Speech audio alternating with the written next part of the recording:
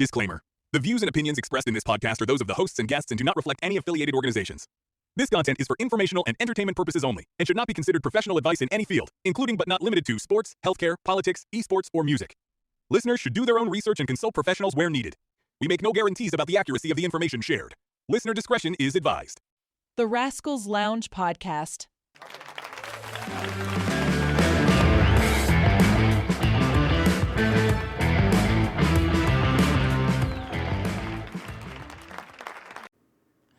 Ladies and gentlemen, welcome to the Rascals Lounge Podcast. Well, today we got a special guest. And guys, this guy is special. He's a friend of Robert Bowling. This guy has been in the gaming industry for quite some time. A former mayor, a writer, director, creator. Guys, I'm going to introduce you to Mayor Reynolds. What's up, Reynolds? How's it going? Hey, good. How are you? Good. To all the fans out there and listeners around the world, just give a little brief bio of... Sure. So yeah, that's almost hard because I've worn so many different hats over the years. I feel like I've lived like 3 different lifetimes. I'm only 38, but I became an elected official for the first time when I was 23 years old. I became mayor for about 5 years. I think I was 27 when I was elected. I've been a manager by trade for getting close to 20 years now. I think 18, 19 years right now. I manage a public transportation company. Made my second short film this summer, which just won its first award at a film festival, which was inspired by Dead Drop, one of Robert Bowling's projects, by the way. Yeah, I've been streaming on Twitch and creating YouTube videos, and for 6-7 years, started a gaming website when I was 14 and kind of got into the gaming journalism thing as a kid, really. So I've done that too for various websites over the years. I've always followed the pulse of the industry, and it's been one of my lifelong passions. So yeah, a lot of different angles, a lot of different things we could talk about. So interested to see where this conversation goes. Yeah. Wow, man, you have worn a lot of hats. A busy guy, yeah. Very busy since an early age. Now, was somebody in your life that inspired you to be that way? I mean, was your father that way, or? No. I think for me, it was just like my personality. I think for whatever reason, very early on, just coming out of high school, college, getting into I knew I wanted to do something with my life that was more than just and there's nothing wrong with this. It's just I felt compelled to do more than a 9-to-5. And I don't mean to insult anybody because I work a 9-to-5 job as well. You know what I mean? I have that full-time career where I work in management, and I always have, and I respect that. And there's a lot that goes into that. But I always wanted to do more. What else can I do to kind of give parts of myself to the world beyond my job? You know what I mean? And politics was one of those first places where I landed, and I got into the gaming journalism thing, like I said, when I was really young, and by the time I was out of high school, I'd already been doing that for 4 or 5 years, and I was really interested in government and politics. And at first, when I got into college, I wanted to write about government. I thought, well, I could be like the next Woodard and Bernstein. I'll write about government and politics and help bring important things to the forefront. You know what I mean? Mm-hmm. And then I kind of quickly and I think that's great too, but I quickly kind of just my mindset shifted a lot, and I was like, well, why stay on the sideline and write about it? And why should I just criticize people or whatever when I can actually get in the arena, and try to make better decisions. And yeah, so the first time I ran for office, I was 21, and then I got into office when I was 23. Smack. Wow. Now, to be a mayor, is there an age limit to be a mayor? Every municipality can be, can have their own local laws and stuff, but most no. Well, most of them, you're 18, you're an eligible voter, you can run. That's crazy. Yeah. That's wild, especially at that young age, because usually when you're that young, you're like, dude, let's freaking party, let's go out and let's be gaming. But your mindset is more like an entrepreneur. I don't know. I may be wrong. It's okay, it's high level. Okay, I want to be suit and tie. I'm ready for the business. I want to go above and. I think what for me, and I'm definitely not the only one, because I'm 38 now. I don't even know if I still consider myself young, but I've known a lot of other young elected officials too, and I think the whole part of democracy is that, everybody's supposed to be represented. Everybody has a voice. That's the idea. Mhm. And when you look at our decision-making bodies, in not only in the U.S., but everywhere, it's traditionally all people of a very similar demographic. It's so that's kind of part of it too, is like young people have interests in their lives as well. Things that these decisions affect young people Mhm. as well. So why shouldn't young people have voices in those bodies and bring a different perspective? And kind Correct. of that's kind of where I came from, is like, in a body of 15, 16 people making a decision or whatever, as a young person, maybe I can have a different perspective. That was kind of where I was coming from at the time when I was running. Again, I'm setting my mind back like 15 years now, because now I'm 38. But Yeah. that was my perspective. I think that's important. I think there's validity to that. Yeah, that's nice, man. That actually should make a lot of young people, open up their eyes and look up to you as a role model. And I do see quite a few young guys out there in their 20s trying to run for positions in the Hmm. government because Hmm. they want to make a difference. These are the new generations for Right. for the future. Because I mean, I don't know why we still have these politicians that are in their late Hmm. 80s still in politics. Like, my goodness, retire already. You got enough money, say Right. goodbye. Let the new generation come in. You know, the world's changing faster than ever, right? Technology Yeah, evolves faster than ever. There's topics that are, I mean, cryptocurrency is one of them. It's like a whole new world out there.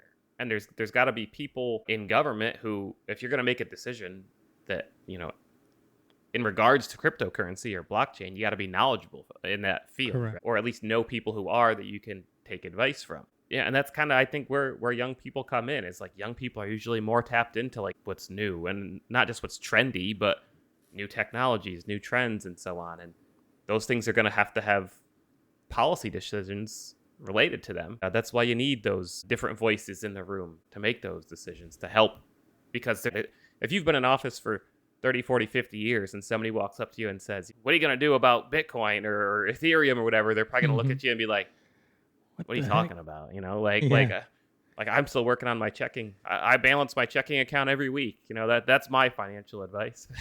that's wild. That's it's so true what you're saying. Wasn't there a moment in, I don't know, I mean, this was like a rumor, allegedly there were some issues that were going to ban gaming computers in the US or something like that of the sort. And I was like, I mean, this is kind of far out. And I was like, man, I there's hope not. always there's always like, see, that's the thing too. Like, there's always these like rogue members of Congress who will like, they'll put a bill out there and it'll get headlines, but they'll be like the only person supporting it because they're just trying to attract a specific audience or a donor base. You know what I mean? Hmm. Like, just these, like, they have no chance of passing. Correct. But like, there's like loot boxes are one of those things that have had actual legislation in some countries come to pass. Some of which they've regulated it, especially in Europe. But yeah, and that's the thing. Like, gaming is a space certainly that most elected officials are very unfamiliar with and not prepared to legislate. But there are certainly issues that where gaming touches upon it. And yeah, there's times where gaming's a multi-billion-dollar industry. It's an Oh, yeah. economy of its own. So of Very big. course, Very big. Yeah, because they were talking about the energy consumptions of the computers. And I was like, mhm. what the heck? I was Yeah. like, come on. This is the only way we can escape from all the baloney, politics, news, Well, whatever stress you're going through college. You get into you start playing and you're just like, ah, it's also like, it's one of those low-hanging fruits for most like elected officials or politicians. I'll use that word, usually has a mm-hmm. negative connotation because it's like, well, we can pick on the gamers. You know what I mean? Like nobody's Yeah. gonna be mad at, I'm not gonna lose any votes by picking on the gamers. You know what I mean? Like, Mm. so energy consumption might be like an actual issue in broad terms, but they're gonna fixate their attention on, like you're saying, like somebody was like, oh well, it's the gamer's fault. You know what I mean? Not Yeah. addressing any of the actual issues. It's just like, Correct. oh, these freaking gamers. And that's what politics is in a way, in its worst form, is just directing people's emotions and feelings and attention. Yeah. Yeah, I mean that's totally right. I mean, I agree with you. They do that to gain attention, to make some noise, so the heads were turned towards their way, and once they get people to listen to them, they'll start talking about, whatever they want to talk about, Right, exactly. or want something to get approved, or Hmm. whatever. Just try to spin that out there. Yeah. Because there's a lot of things, even including like there's some things that AOC would say that I was like, what are you talking about? Oh, Oh, the farting cows. And I was like, wait 1 second. What are you talking about? But her doing that got her so much attention. And I'm like, okay, this can't be possible that she's, a certain way. I don't want to like one of disrespect her, but she has a way of thinking that I mean that even my 12-year-old son would be like, huh? Like, yeah. one of the ones that seems to come up and has come up through the last 30, 40 years. First it was like music, and this is one of those topics where like whenever there's something bad happening in society, like violent, whether it's gang violence or like school shootings or Hmm. like gun crimes, it's always like there's somebody out there. And it's interesting because it doesn't seem to matter if it's Democrat, Republican, left, right. Both sides have been guilty of this, where they always are like, well, it's rap music. Well, nope, now it's rock and roll. Well, nope, now it's violent video games. And Yeah. there's always these calls for censorship, and it's one of my specific. I'll get very political here for a second. Is like, All so right. that was like a Hillary Clinton thing in the '90s. She was going after like and Tipper Gore. They're going Yes. after like NWA, and that was ruining society. And then you fast forward, what, 30 something years, and like just a few months ago, Donald Trump was making comments about how violent video games are like corroding society. And it's like, hold on a second. You have crusaded against Hillary Clinton for 15 years, and now you've literally taken her position from 20 years ago. Like what kind of weird like Yeah. merry-go-round are we What on right happened now? here? Like it's it's weird. I believe that 100%. I don't know if you know who Patrick Bet David is. No. You got. I mean, the guy's phenomenal. He's a brain. So he has a podcast, PBD podcast, but he's an entrepreneur. His mind is, making money, and he's really, really good. Very, very good. Very respected amongst a lot of politicians. He brought up a video he found of Nancy Pelosi back in the 90s explaining, I mean, in detail. I mean, I was like in shock. I said, wait, her voice is totally even different. But she was explaining why the giving all of our companies are going to China is going to hurt us in the future. Mm-hmm. And she's like, this is wrong, Mm-hmm. and we could only, have a certain percentage, and everything's going to China and then being made in China coming over here. And she was telling like, listen, this is going to hurt us on the Mm-hmm. long run. Mm-hmm. And then now people are like, wait 1 second. Nancy sounds like Trump now, and it is like, this is so weird. What the heck? What happened to her? Why is she now, doesn't fight this and keep these companies staying in America? Because she was complaining like, hey, all of these industries are leaving the United States to build their plants in other countries, and it's going to hurt us. Mm-hmm. And I'm like, okay, something is weird. What the heck is going on here? Now I don't believe in nobody. Especially when I don't know if you saw the video with Trump at the funeral with former President Yes, Obama. I know what you're talking about. They were laughing, and I was like, Yeah. okay, wait 1 second. These guys are friends. Something is up here. I don't know. And I know a lot of these politicians behind the doors, the screens, whatever they say, they're all friends. Mm-hmm. Is what they portraying outside in the media, is it okay, we're in battle now, battle mode. It's Well, like a sports team. I think it goes both ways, interestingly enough. So having been in some of those situations and some of those rooms myself, I think we have a tendency, and there's no universally correct statements. Every legislative body is different, and every person's unique and stuff. But like, a lot of the decisions that get made, you got to remember, like Congress and whoever, they're all human beings, right? And they all have the same tendencies as you or me. And so, like, a lot of these decisions, like, I think a lot of us who are, like, listening to or watching these situations unfold and certain decisions get made and votes and bills get passed, like, you're sitting there thinking, like, you're thinking about it, like, at the highest level, right? Like, you're sitting there on the outside and you're, like, thinking that, like, all these people are making their decisions based on whether it be, like, facts or evidence or their philosophies, right? And I'm not saying that they're always not, but there's so many things, like, just as a human being, like on a personal level, like there's times where people are voting a certain way on a bill because simply like they like this guy. Like I am friends with this guy and I'm going to support him. And then there's also the vice versa of that, where it's like, I can't stand this MFer. And even if this was a good idea, there's no way I'm voting for this because I hate this guy. I don't get along with him. I see that a lot. There's like power dynamics, essentially. You know what I mean? Like, so you like to think that people make decisions and cast their votes based on well thought out philosophies and correct principles. And that's not to say that they don't, but there's definitely times like where sometimes it's just like, I hate this guy. I'm sick of him. I've been trying to work with him. He won't work with me. I'm done. I'm not supporting this bill or whatever because I can't stand this guy. Like that happens. Yes, that happens a lot.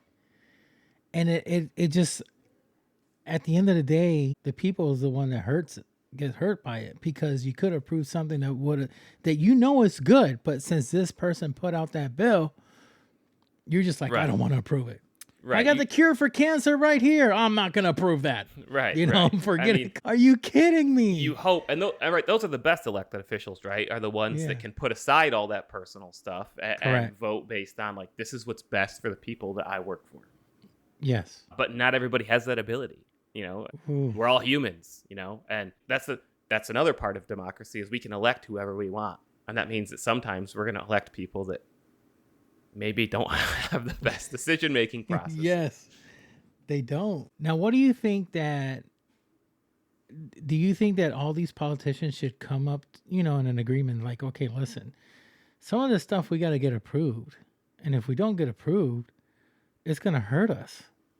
I mean, let's set aside the emotional. Okay, you may not like this guy. You may not, agree with him 100% everything. But don't you think we should all like come together? Okay, listen, this is going to help us in the long run. Mm-hmm. Let's get this approved. I think what the guiding principle that I always tried to use is like just making stable decisions and decisions that are for the best in the long term. And where things get like muddy and murky is like you get these year to year like budget showdowns, and these happen like in individual states at the federal level. I mean, you hear it at the federal level almost every year. There's almost like a government shutdown until like the 11th hour every year because like both sides are trying to get certain proposals or funding for certain things into these very large votes. You're passing the budget for the entire year, and that's when you do get it ends up being more like short-term decision making because you're just trying to get everything in possible in these last minute votes, and the budget needs to pass or the government's gonna shut down. So your ability to like just make like level-headed, even-keeled decisions is compromised because like, well, if I don't pass this today, like all these people don't have paychecks tomorrow. All these people don't have services a week from now, and that's kind of where that sometimes the ability to like take a step back and say like, okay, what's best long term gets compromised by the process itself. Jeez, that's crazy. It's when tough. you were mayor, were you in certain positions like that it got so tough? Like, okay, listen, I need this to pass through, but if certain person that doesn't get along with me doesn't help me out. At the local level, in my experience, at least, that I used to say that local government is the most effective and efficient form of government because, like, when you're working on something at the local level, like, you can literally just like walk down the street and like see the sidewalk being poured, or you can see the wastewater treatment plant being built. You know what I mean? Like, you can manage that tangibly. Like, you can actually like put your hands on what you're working on. Correct. At the federal level, you're in Washington, D.C. or whatever, you're voting on things that are just basically words on paper to you at the time. It's not a Mm. project to be managed. It's not something that you can, really be part of in a way. And I think that does create a bit of a disconnect the higher you go from what you're actually doing, because you're not actually at ground zero connected to it most of the time. But to go back to your question, I think the thing that I experienced the most, and this is not unique to me, and this can happen with any decision making body, is just like the analysis paralysis, where you lay out all the options and a lot of people get like overwhelmed because they're like, well, there's too many options, or there's no perfect decision, right? Like they all have different they all have risks, but that's the job, is you got to be like, okay, this one is the best one, and this is what we're going to move forward with. And a lot of people, I think, struggle with that, is because they're just looking for that silver bullet or whatever. Like, this is the clear choice, we're going to do this. And a lot of times there isn't that. You really got to just be like, this is the one that I think will be best. Yes, it maybe has flaws as well, but this is in the best interest of the future of, the people I work for, the people I represent. And sometimes you just got to make a decision and hope that you made the right one, because if you don't make a decision at all, usually that's worse than making the wrong choice. Wow. Yeah, I can understand that. I imagine when the mayor says, okay, we need to fix certain road, but I'm going to have to block it. And I know in the mornings, people are going to get ticked off because they're going to have to go use a detour. And that detour is going to take another extra 10 minutes to go around. Yep. And people are going to like, this freaking sucks. How long we're going to be under this construction, Right. Yep. Gosh. Yep. But once the project is done and it's finished, everybody's tickle happy. They love the mayor again. Again, right. What's in the best interest long term. Yeah. And it's really funny. See, I'm from Puerto Rico, and the island, all the mayors start to go ahead and fix the roads during election. Yeah. You see, I'm fixing everything. I'm making everything look beautiful. Yeah, you just want us to, vote you again. Why didn't you do this, 2 years ago or whatever? There's definitely a lot of governors guilty of stuff like that. There's definitely election year issues and proposals that you see for sure that were. Yeah. And that's one of those things where I feel like if you just do the job that you're, the way you're supposed to, and not get super political with it, just do the job, right? And do it to the best of your ability and work hard. People will see that and they'll reelect you, and you don't need to do these special election year promises and these crazy, like, you want to do the best job possible all the time, and people will recognize that you're working hard, you're responsive to their concerns, and that's important. Yeah, it's true. It's true. Now, this is I see, like, for an example, with the tariffs. I've been doing a lot of studying with the tariffs and trying to get to it. I know this and everybody else. Yeah, we're trying to figure it out. And I'm listening to like a special economist, people that they know about the economy, they study. This is what they have a degree in, and they're like, this is gonna work if it's done properly. If it works good, it's gonna boom real good. Some people are like, no, this is gonna hurt us. But then, wait 1 second, I just heard Nancy Pelosi saying that it's gonna hurt us in the future. This is something that she said back in the 90s. And then, okay, who to believe? Who am I gonna believe?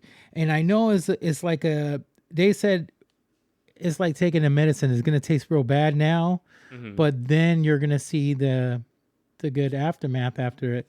So I'm like thinking, okay, the market's gonna crash. It's gonna go through some really heavy bumps like we did during COVID, and then gradually start coming back and recovering.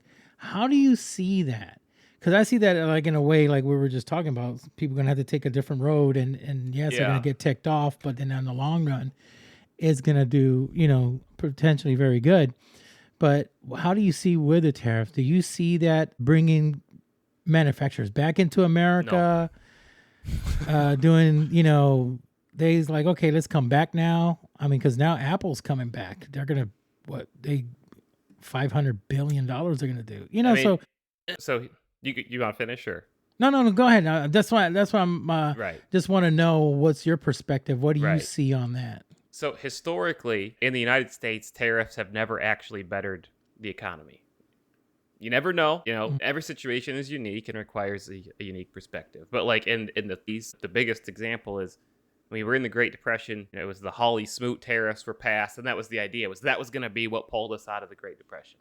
It actually failed miserably and worsened the Great Depression. So the historical precedent is that tariffs have not ever helped the United States.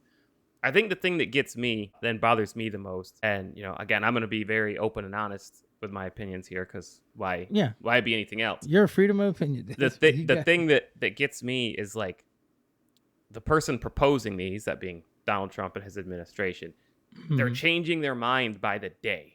Well, it's like, well, today it's a 10% tariff. Well, tomorrow it's a 20% tariff. Now we're scaling it back to 5%. Now it's, you know what I mean? There's a lot of volatility. And that, I think, as somebody who's been in the seat to make decisions, that is something that I have never liked. It's the classic analogy, like measure twice, cut once. You know what I mean? You want to be able to make strong decisions and keep everything moving in one direction and related to anything. You want to be willing to admit you're wrong. And if you have to, change your mind, you change your mind. Correct. But you don't want to change your mind 25 times in 2 weeks. You know what I mean? Yeah, so that's, I think, that's the biggest problem with that situation from my perspective, is like, okay, I hear what you're saying, and I hear them saying that okay, you just got to ride this through, and they're saying we predict this will have a positive outcome. Okay, so get it right the first time, or get it right the second time. You shouldn't be swinging the bat 25 times and changing. You know what I mean? Like that's, I think, the biggest problem, and that's why you're seeing that volatility in the market. Because if you're a manufacturer right now, you're a CEO, whatever, you're like, what the hell is going on? Like it was this way yesterday. I changed everything so we could do business today, and then the conditions changed again. That's not good for anybody. That volatility. So that's where I can't predict the future, but that's what's bothering me about the present. Yeah, my thing is that I believe that he's trying to make everybody happy, and he's hearing a lot of voices, because one time I heard him say he's going to make it 50-50. You charge me the same purpose, so he's going to make it basically the same. So if you're going to charge us 10%, we'll charge you 10%. But now, you're right, it goes up and down, and it's like, okay, what is it going to be? Right. And I mean, I don't know, being a president, you got so many people telling you things, and probably other presidents from other country, hey, let's do this, let's do that. So then he has to go back and go bring something down or raise something up. Right. But you're right. If you stick to one word, one percentage, just stick to it. Right. Don't be flopping all over the place, because it's going to bring a massive confusion. And which is true. I mean, it's one of the most confusing times in our lifetime. This, for sure. We have trade wars, and I mean, just look at to bring things to gaming for a second. Nintendo announced the Switch 2 like hours before the tariffs got announced. Right? Oh yes, they announced the release date. They announced the price point. And then like the tariffs got announced, and like it was the next day or the day after that where they're like, okay, well, we need to delay pre-orders, and we need to like assess. Because it's probably going to, I think they're manufacturing it in Vietnam, if I remember correctly, which just got hit with a huge tariff. So they're like, okay, we're going to have to raise the price, or they're not going to take the hit. They're not going to be like, okay, we'll just sell it at a loss or whatever. They're going to raise the price, which, and that's what I mean. Like as a company, you're sitting there like, well, the conditions keep changing. What do we do? Do we go up? Do we go down? Do we go left? Do we go right? I think what Trump is trying to do is like, okay, how about this? Why don't you take that, manufacture it here in the United States? I charge you $0. But the problem with that is, and this is where we get into the, like I saw Dave Chappelle saying this the other day, like, and there's a certain ugliness to this, right? The reason these things are made in these other countries is because it's the cheapest to make them there. Right? Like that is so true. It's cheap to make it in China. It's cheap to make it in Taiwan. Because unfortunately, the people making them don't get paid very much, right? Like they work in bad conditions, no Yeah. safety. They get paid poor wages. Very poor. Yeah. So the cost is low. So if you bring that manufacturing job to the United States, where somebody's getting paid, like let's just say $20 an hour or whatever, your costs just went way like exponentially increased.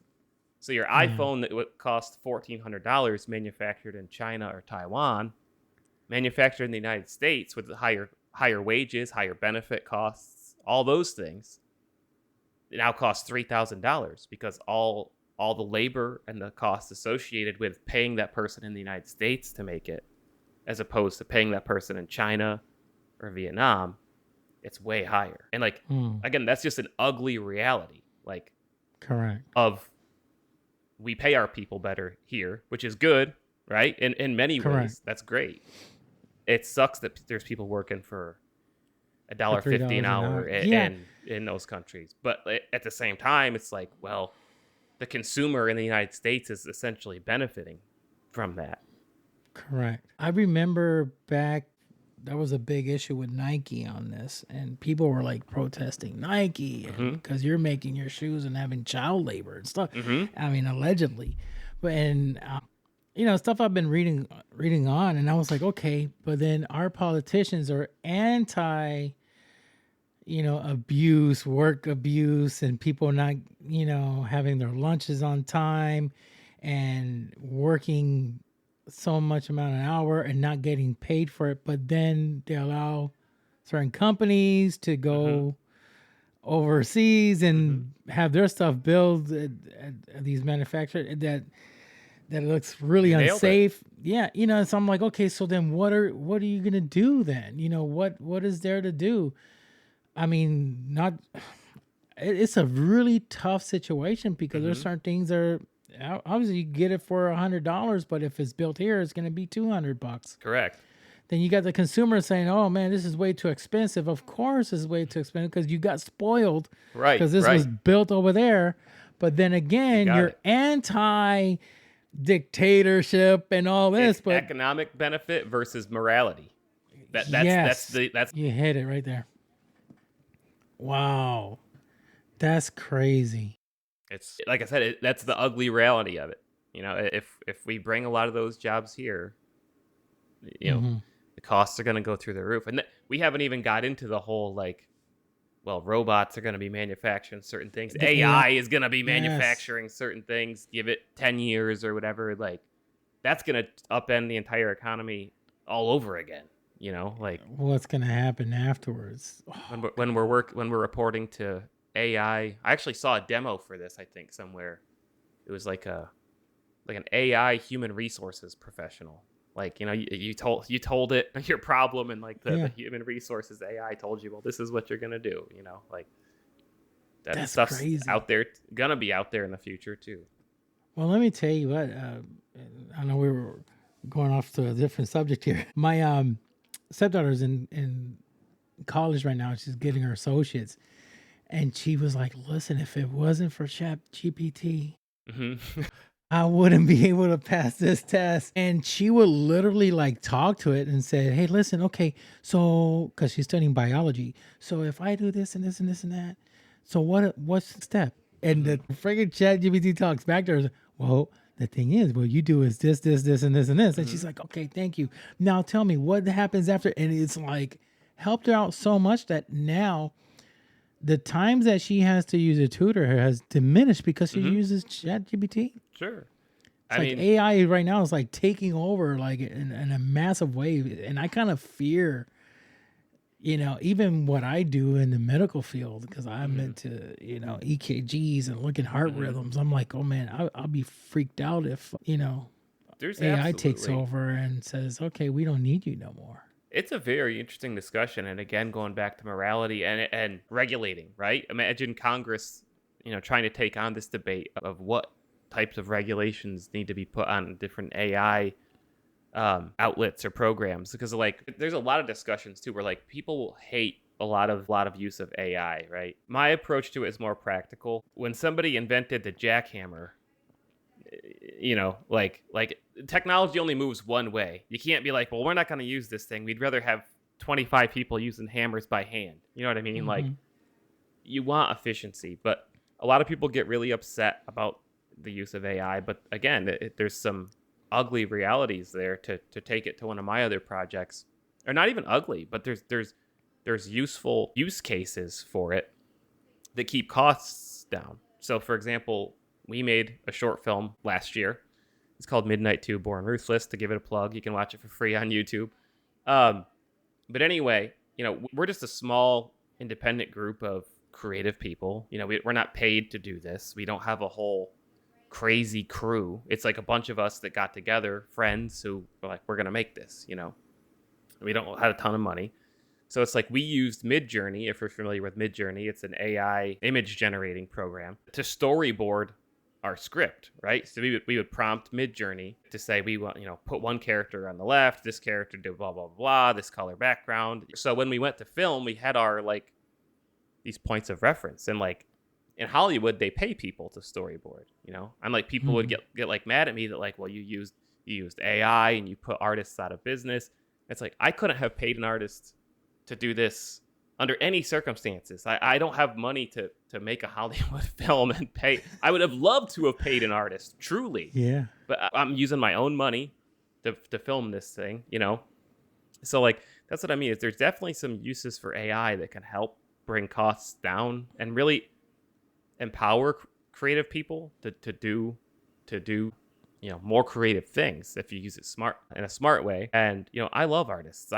I follow so many artists on Instagram and Twitter, and I will support them as much as I possibly can. But again, everybody only has so much money, and you gotta cut costs somewhere, sometime to make everything possible. Wow. Now, talking about Midnight. So when you got out of the position of being a mayor, how do you landed with Robert Bolin? So I didn't work there. Basically, I'd been a content creator for a number of years. Like I said, I was live streaming while I was mayor. That was kind of one of my intro to it. Was again trying to be different. Really?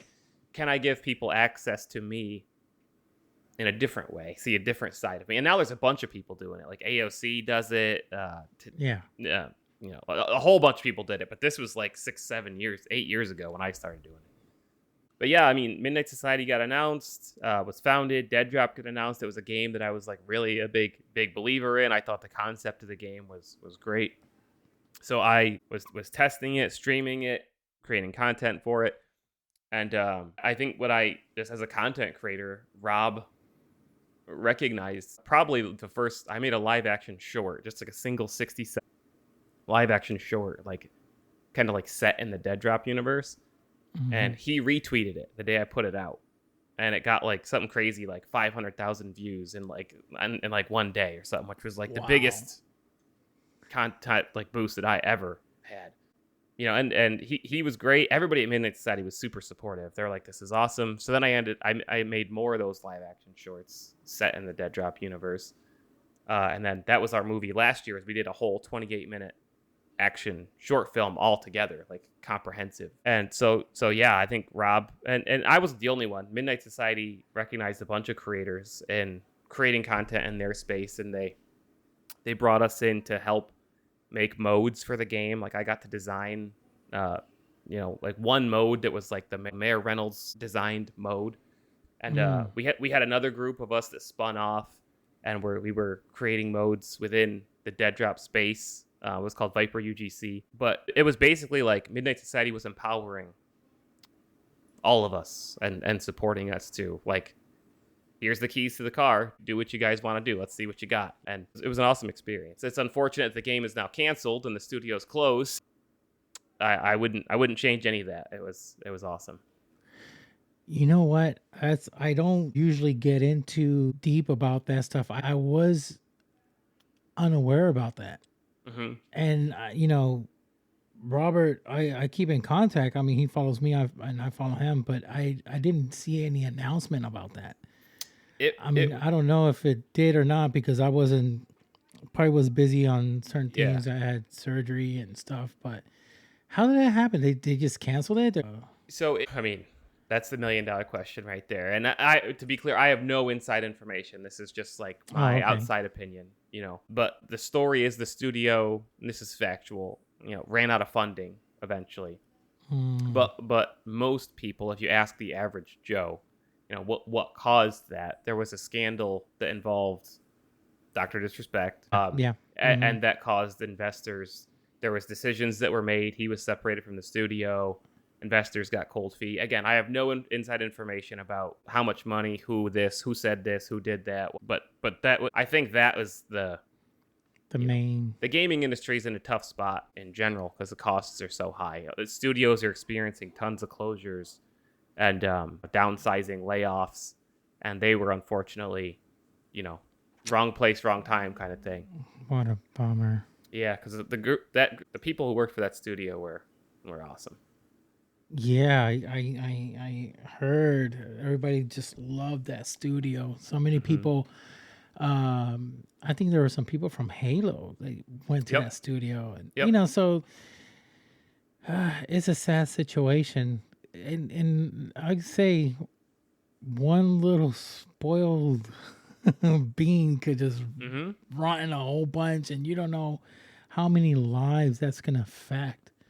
It's a sad situation. I'm not saying that 100% that was it, but right, but me either. I assume but it took a hit because they heard the game dead drop. The first thing that popped in their mind is him. Right, and so the whole industry's in that spot really because the costs of making a game are so high now. A AAA video game costs hundreds of millions of dollars to make.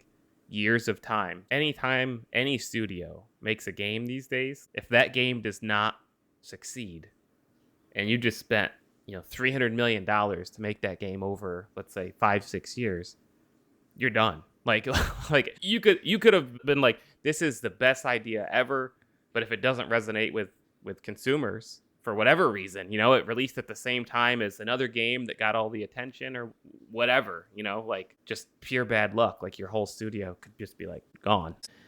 I mean, it is sad. It is sad. I mean, well, see if you know about this question I have.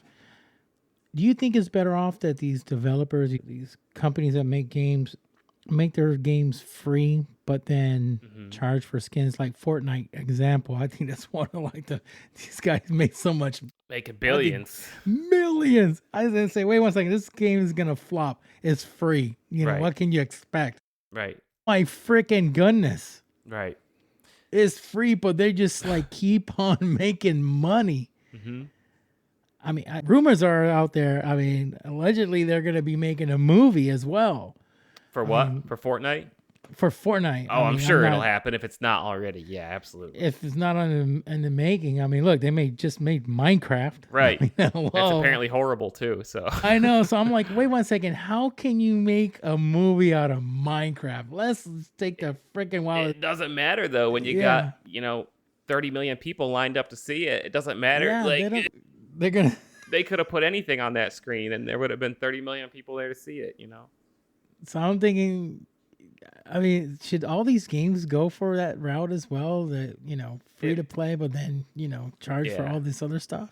It really depends on the game, the genre, the plan for the game. So, a really interesting case study on this would be Concord. Did you hear about the PlayStation game Concord that came out last fall? No. Okay.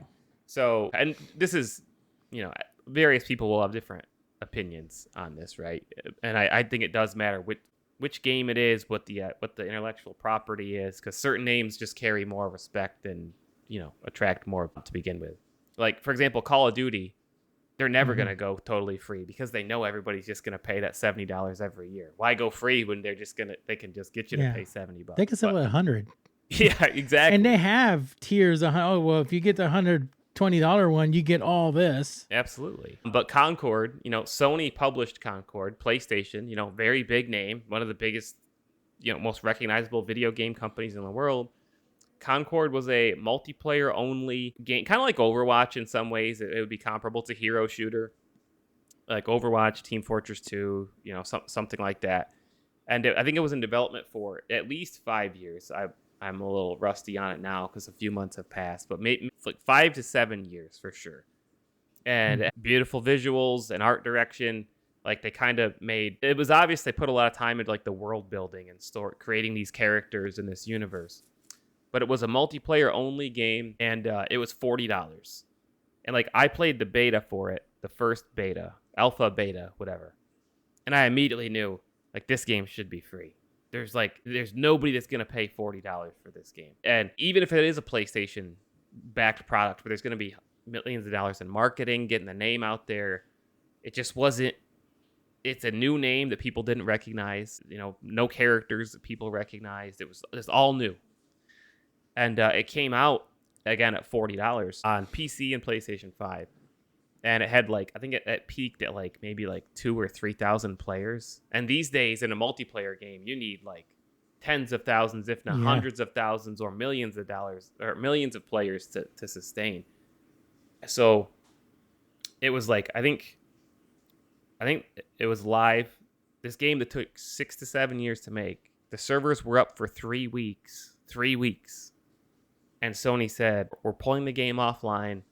We need to figure out what we're going to do with it. And everybody thought okay, they'll relaunch it as a free-to-play game. And, then more people will try it out. And they just cut their losses. And they're like, no, we're done. We're not putting it back out there. They shut down the entire studio because they were we already lost so much money, hundreds of millions of dollars making this game, that it's not worth us investing more in a second launch and paying the developers to make more content. And the icing on the cake was, did you hear about the Amazon show Secret Level? It was all these video game short episodes. No, I haven't been caught up on that. So Amazon Prime released this series, which was quite heralded, just individual anthology. For example, this wasn't one of them, but there was a Warhammer 40K short, 20 minutes. And then there was another one that was I'm trying to think of what one of the other episodes was. But all these gaming franchises got little short 20-minute animated short films as part of this show. But the game that I'm talking about that they canceled or shut down after 3 weeks, Sony already had made an entire episode of this show that hadn't come out yet for this game. So the game was shut down, and then they still had a television episode for this game come out 4 months later. So they spent God knows how much money on that, So that game, to answer your question, would have done much better as a free to play game because there would have been no barrier to entry. Yeah, but and you never know. I mean, some people they'll enjoy it, and you say, okay, you could get these skins, selling skins on freaking games, making money. Wild World. I saw a game that sells, they let you rent skins now. Oh, really? You can pay a certain price to have a skin for a week. I'm dead serious. Get out of here. Dead serious. No freaking way. Serious, yeah. God. I don't advocate for that, by the way. I think that's a terrible idea. You should never do that. Anyway, it's out there. Oh man, I'll be going crazy. I mean, if it was on Rainbow Six Siege, because which is the game I play the most, I'll get every freaking Black Ice skin for my guns. Everybody goes crazy over those. That skin. Oh yeah. Yeah. So they do carry. What's kind of neat? What Ubisoft did, they had a thing that you could trade your skins and you could sell them. I like that. Yeah. And you could trade it with somebody else, or you could sell it, and somebody just pays the money, and boom, you get those points, you get everything. I love that. That's freaking neat. Counter-Strike does it too. Really, Counter-Strike? Yeah. Yeah, I think that's great because there's nothing worse, especially these days. Again, games shut down. You know what I mean? So you could have invested hundreds or thousands of dollars in skins or whatever in this game, and the game just shuts down. It just all goes away. You can't do anything with it. You just paid all that money, and then the game shut down. Whereas if you could sell the stuff to other players, you can at least, recover some of your, the skins you're not using anymore at any point. You can be like, well, I'm never going to use this one again. Let me sell it to somebody else. And Dead Drop was going to do that.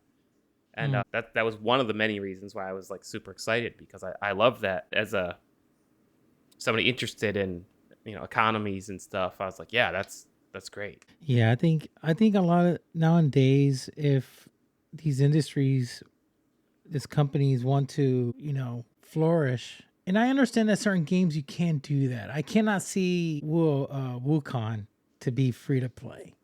Right, exactly. But I believe like multiplayers, I believe they could go free to play and they won't have any issues. If their Most game of them is should good, be able to, yeah. they will make the money off skins and everything. But if you got Red Dead Redemption, I mean, it's going to be tough because their story modes You are couldn't insane. really do it with that either because Yeah. that is a game. Again, you're talking about a game that was in development for 7-8 years or whatever. So like you need to recover those costs.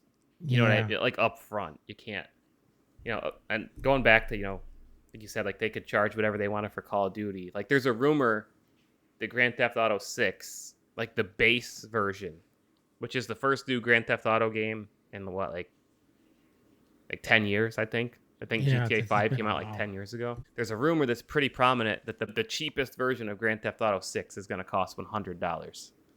But people will pay it because it's Grand Theft Auto. Yeah. If the product is good, these gamers don't care. Right. I mean, how much did the Xbox came out? I mean, the Xbox Series X and the PlayStation 5, it was what, 500? You remember back in the COVID times that people were paying $700 for a PlayStation? Yeah. And a Switch, so Switches were like $600. Yeah. I saw one that came out, I got a PlayStation 5. I'm going to sell it for $1,000 and people would pay it. Mm-hmm. People going crazy, sold. I was like, that's a freaking scam. This discussion reminds me of another like proposition value thing. So like a lot of people or a lot of games too, like they get very caught up in like, this game, especially RPGs, like open world RPGs, like The Witcher 3 or whatever, right? Like, there's 500 hours of content in this game or whatever. And I'm not saying that's wrong.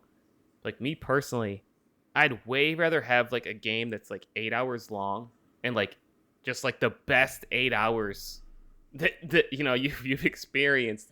And I will pay full price for that game and not complain one bit. I don't need a 500 hour, like something that's going to take me the rest of my life. Like to finish. And there's nothing wrong with that either. Like there's plenty of games that are great like that. But like, I remember when the first God of War game came out, I played on PlayStation 2. Like it was like a roller coaster ride. Like it was intense, man. Like the whole game was like, just like you were glued to your TV. Like this game is amazing. Yeah. And I think it was only like 6-7 hours long. And people complained that like it's too short. I paid $50 for this at the time. I'm like, dude, that was like the best $50 that I ever spent. Like it was such a good game. And the thing is that they know if they made it that good, they know you're gonna go for the part 2. Sure.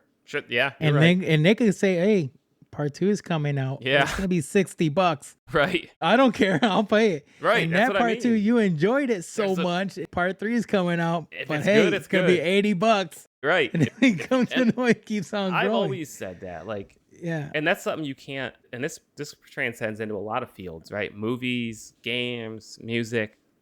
At the end of the day, as long as whatever you made, whether even if it took way too long to make, you know what I mean? Like there's complaints about that too, like bands that take way too long in between albums and like movie sequels that take, oh my God, it's been 5 years since the last one came out. Like if when it comes around, it's good, like, and damn well, like, like that was the right decision. Like who cares if it took 5 years? Like it's amazing now that it's here. You know what I mean? They're like, you don't want to rush something out and compromise it. You want it to be. You want to be really good. That's your life's work right there. You know what I mean? Yeah. Wow, that's crazy, man. I mean, I hope a lot of this stuff in the gaming industry works out, but I just don't know. A lot of things are changing. A lot of teams are leaving, and I was like, a lot of the AI is going to impact that industry too. Oh yeah, I mean, because you got the consumers that just like to play the game for, enjoyment purposes. They're just having fun to play. But then if you ask them, do you know who this professional player is? They don't even know who it is. Right. And then you got the other ones that are into the game, but they're into it very deep, and they know the pros. They're into the esports, and and now you see this industry making certain changes, and then now there's a World Cup for esports, and that's like super massive. and everybody goes to Dubai. I think the last time they went was to Dubai to play. I mean, it's like crazy and it's big events. But then back home, things are just okay. What's going on with these games? These teams are leaving. They're quitting. They're closing. A lot of drama and volatility. My gosh, a lot of drama, a lot of craziness. One that killed. Go ahead. Yeah, one of my friends, had a paycheck, was with a team I can't mention, but that team left, and now he's looking for a team to pick him up. And it's gonna be for him. It's not gonna be as hard as a rookie out there that's trying to get into a team, but it's like starting again to basics, going back to number one. You go back to first base. Now you're gonna have to keep on trying, and it's tough. It is really tough while these organizations are quitting the gaming industry. Yeah. They're just like done. We're like, we don't want to deal with this no more. One that killed me the most was Overwatch League. So like when Overwatch League first arrived, the very first season, like I felt like so good just as a gamer to have like, because it felt like that at the time was like the most mainstream commercial success of like esports to me. That was my perception. Like to go from that kid in high school who would like, it wasn't cool to talk about video games around certain people. You know what I mean? There was this like, stigma about it. Like, you're a nerd or whatever. To have it be like, just have Overwatch League succeeding and like in front of so many millions of people. And then it was within like, and I really I was somebody who loved the city model. Like that first, I think 2 years, the teams were attached to certain cities. Like we had a team in New York, and there was a team in LA, and there was a team in, I think, like Dallas. And I was like, I think this is awesome. This is just like professional sports. I loved it.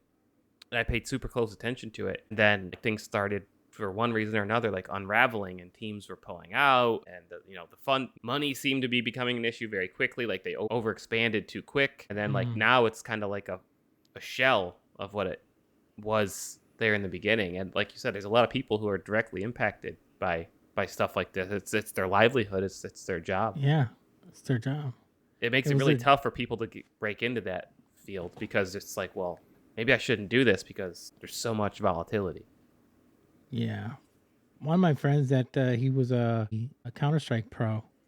Same thing, and he was with Eddie, then he went out, he left, and then he tried to organize a team, a group, and they were like super good. They were just winning and winning and winning, but they needed to be part of a organization so they could get their travels paid for and get into these tournaments, and they couldn't. And all these other players, they knew if they were going to win, right? And they were like really, really good. So I mean, it's really tough to see that this industry going through certain turmoils, especially in the pro league scene. Because now, as a content creator and streamer, forget it. You. People love you. They're gonna pay to see you. They don't care how good you are sometimes in the game.